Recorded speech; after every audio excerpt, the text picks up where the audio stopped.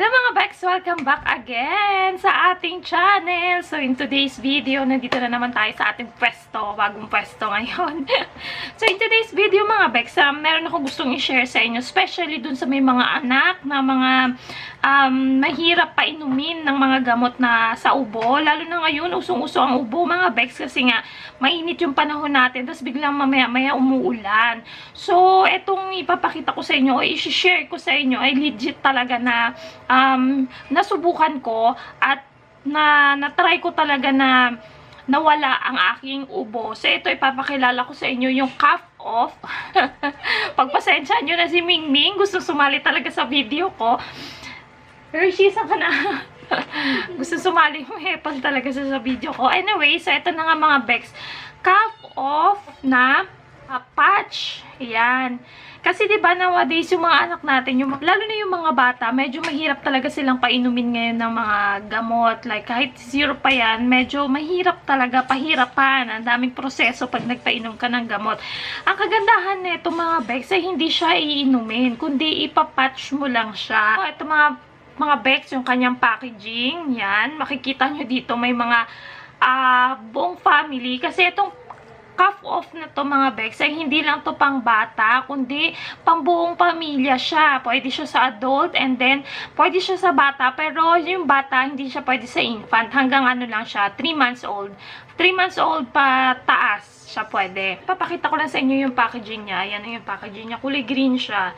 Ayan. Tapos dito sa likod, nandito yung mga ingredients, main ingredients niya, indicators, usage, pati na rin yung kanyang mga expiry date, tsaka yung information kung paano siya ilalagay. Ayan, nandito, may picture. Napakadali nilang gayahin kasi may picture siya. So, babasahin ko kung ano yung mga nakalagay dito sa packaging niya mga Bex para maintindihan lalo ninyo kung ano itong pinapakita ko sa inyong cough off. So, itong cough off daw mga Bex is relieves cough, tapos is throat discomfort, so yung makati yung lalamunan, tapos help eliminate hard phlegm. So, yung plema natin na napakatigas yun, natutulungan niya daw. So, this is for kids and adult, last up to 12 hours. So, 12 hours yung effect nitong patch na to.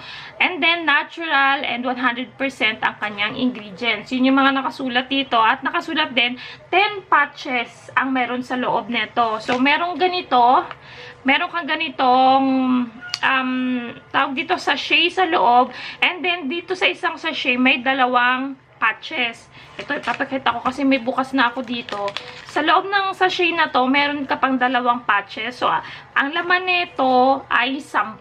Meron kang 10 patches dito. And then dito sa likod mga Bex, ang main ingredients niya, nakalagay dito, fructus abnormalis. Yun yung mga main ingredients niya. Pag-usapan muna natin yung fructus abnormalis. Na-search ko to mga Bex kung ano ito. Kasi syempre, hindi naman pwedeng basta-basta na lang natin siya gamitin nang hindi natin nalalaman kung ano-ano yung mga main ingredients dito. So, sinearch ko siya mga Bex. Fructus abnormalis is isa siyang halaman na pinapatuyo. Widely used daw itong halaman na to in traditional Chinese medicine. So, talaga naman pala yung fructus na yun, ginagamit na noon-noon pa ng mga Chinese para gawing medicine. Doon nga sa mga ubo, sa mga plema na bumabara sa lungs natin, tapos sa inflammation na rin ng lalamunan natin, yun pala talaga yung ginagamit ng mga Chinese. Tapos meron din ditong Pinellia ternata. Pinellia ternata is a plant din siya. Herbal plant din siya. Native na makikita sa China, sa Japan, at sa Korea. So, mostly, ang mga Chinese talagang mahilig. Alam nyo naman yung Chinese, diba? Mahilig talaga sila sa mga herbs. So, isa sa mga ginagamit nila noon sa tradition nila yung herbs na nandito po nasa main ingredients po nitong relief patch na ginagamit nila kapag may mga ubo sila, kapag masakit ang lalamunan nila. So noon pa talaga siya ginagamit. And then indication nito, relieve coughs for low-grade fever and asthma, helps eliminate hard phlegm and ease throat discomfort. Kasi papakita ko lang sa inyo yung itsura niya mismo ng patch. Ayan. White siya. Alam niyo yung parang parang plaster. Yan. Ganito yung itsura niya. pero malambot siya. Hindi siya masakit sa balat pag ididikit mo na siya. Tapos, may palatandaan naman siya dito, kung paano mo siya ikakabit. So, magsasample ako ng isa. Ayan, bubuksan natin to. Ganyan yung itsura niya. Ngayon, eto mga Bex, ay may ano pa siya, may takip pa siya. Ito kasi mismo yung ididikit mo sa skin mo. Ayan, madikit yan siya, Ayan, madikit yan siya. Tapos, ito kasi may plaster pa siya. Ay, may takip pa siya. So, itong takip na to, ito yung tatanggalin pa natin siya. Kali lang din naman siya tanggalin kasi, ayan, Ayan, igaganon mo lang siya. Ay, doon ako makikita nyo. Yan. Itong black mo to kasi, tanggalin ko na nga. Ayan. Ayan mga Bex. Yan. Itong black na to kasi, ito yung herb plaster ang tawag dyan. So nandito po mga Bex, yung 100% Chinese herb extraction. Yung mga sinabi ko kanina mga plants, ito po yun. Ito po yung, kumaga, nagpapagaling sa ubo natin, yung black na yan. Sa usage po, ang gagawin natin, syempre, i-clean natin yung area kung saan natin ilalagay yung patch, like dito sa dibdib and then sa likod. Kasi mostly doon yung masakit sa atin pag inuubo tayo So, sa dibdib and then sa likod.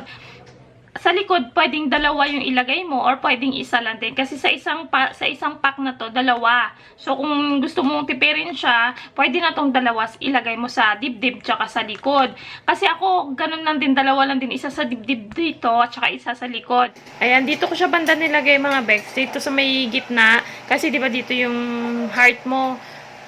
So, pag inuubo ka, diba dito ang dito yung masakit. Dito ko nilagay yung akin. Not sure kung tama to. Pero dito kasi ako nararamdaman kapag inuubo ko. Dito medyo matigas, masakit. Yan yung kinabit ko kay Mami. Ayan yung kinabit ni Princess sa likod ko. Kasi dalawa siya sa isang ganito. Sa isang ganito mga Bex, dalawa siya. So, isa sa dibdib, isa dyan sa... Napakadali niya lang ikabit mga Bex kasi para lang siyang sticker, ganun. Ilalagay mo lang siya sa dibdib tsaka sa likod. So, ikukwento ko na nga yung sinasabi ko kanina. Bago ito dumating, itong cough relief na patches na to, bago ito dumating, 2 days na akong inuubo dahil gagawa ng naglalaba ako, tas natutuyuan ako ng pawis. So, kasi ako kasi yung tipo na kapag natuyuan ng pawis, alam ko na kapag hindi ko agad naagapan na magpalit ng damit or kapag hindi ko naagapan agad na maglagay ng pamunas sa likod ko, alam ko na agad yun na mamaya lang hapon or mamayang gabi uubuhin na agad ako niyan. So, nung time na yun, 2 days na akong inuubo, kaya sakto yung pagdating niya, sabi ko, sige, dito natin masusubukan kung talagang totoo yung sinasabi nito. Ang sabi niya, diba, 12 hours siyang, ang effect niya is 12 hours. Mula nung kinabit ko siya hanggang kinaumagahan mga Bex, alam niyo yung ang sarap ng tulog ko. Hindi na ako kasi pag inuubo ako, in the middle of the night, nagigising ako, tumatahol-tahol ako kasi nga sa ubo ko sobrang tigas. Pero nung time na yun, dire-diretso yung tulog ko. Hindi ako nagising dahil sa ubo ko. Wala akong naramdaman na pangangati sa lamunan ko. Kasi pagka inuubo ko, sobrang kate. Ang kate talaga ng lalamunan ko. Tapos, yun yung pinipilit ko talaga siyang iubo. Alam mo yun, yung pinipilit ko talaga siyang iubo hanggang sa mamamaos na ako at mawawalan ako ng boses. Which is, yun ang hindi ko ginugusto kapag inuubo ako. Kaya talagang minsan inaagapan ko talaga pagka inuubo ako, umiinom ako nung salabat, ganon, or umiinom ako nung nireview ko na yung luya, tawag doon yung turmeric, yun, umiinom ako ng ganon kasi nga, para hindi ako ubuhin. Kasi lalo na sa panahon natin ngayon, sa panahon nating may COVID na yan, nakakatakot umubo. Kasi nga, baka mamaya iba nang isipin ng tao sa'yo, which is hindi naman kasi ganun yun, di ba dapat? So, kaya kapag inuubo kayo, dapat agapan nyo na. Especially kung may mga bata kayo or may mga kids kayo sa bahay ninyo at mahirap pa inumin, itong cough relief patches na to mga Bex is sobrang efficient niya, sobrang magaan siya para sa inyo, mapapadali ang buhay ninyo kasi nga wala na kayong maraming proseso pang magpapainom ng gamot sa mga anak ninyo. Kay Princess nga natuwa din ako kasi ang dali-dali niya lang talaga yung lalo si Princess ubuhin ding bata yan. Kaya mabenta ito dito sa bahay namin. So yun ang na-experience ko mga Bex. Hanggang kinaumagahan talaga hindi ako inubo. At nung araw lang yun, wala. tapos na, wala na, hindi na ako inubo. Which is sabi ko, wow, napakagaling naman ng ano na to, ng cough relief patch na to. Hindi sa pag-aano mga Bex, ha? Hindi ko sa sinisale stock itong product na to, hindi ko sa pinibuild ko talaga yung product na to. Pero kasi ako mismo sa sarili ko ay nasubukan ko siya, natry ko talaga siya. Kaya sabi ko, gusto kong i-endorse ito sa aking mga ka-Bexters kasi ang galing-galing niya. Anyway, mga Bex, kung gusto niyo mag-purchase neto, nasa description ko yung FB page nila. Puntahan nyo lang sila, kontakin nyo sila, i-message nyo sila. Napakadali kausap at napakabait po ng seller neto. So, i-ano nyo lang sila, i-message nyo lang sila. And then, na price neto, ilalagay ko na lang din sa screen kung magkano ang presyo. And then, dun sa akin description, doon ko rin ilalagay yung kanilang price neto. So, uulitin ko mga Bex, ang pangalan niya is Cough Off. Ayan, ipakita ko kasi lagi ako sinasabihan, hindi daw masyado nakikita. Ayan po, Cough Off, Cough Relief Patch po yung pangalan niya. Ayan. Yan, mismo. So much mga Bex for watching. Anyway mga Bex, lahat po ng information nila ilalagay ko po sa aking description. Buksan nyo yung description ko, makikita nyo yung link doon, i-click nyo lang yung link and then mapupunta na kayo dun sa FB page nila. Then, doon na lang kayo mag-usap. Okay? So, thank you so much for watching mga Bex. Huwag kakalimutan mag-subscribe sa channel naman ng Diyos. At also, huwag kakalimutan mag-subscribe sa second channel namin sa Royal Farm Vlogs. Thank you so much for watching mga Bex. See you again on my next one. Bye! Huwag kakalimutan mag-subscribe!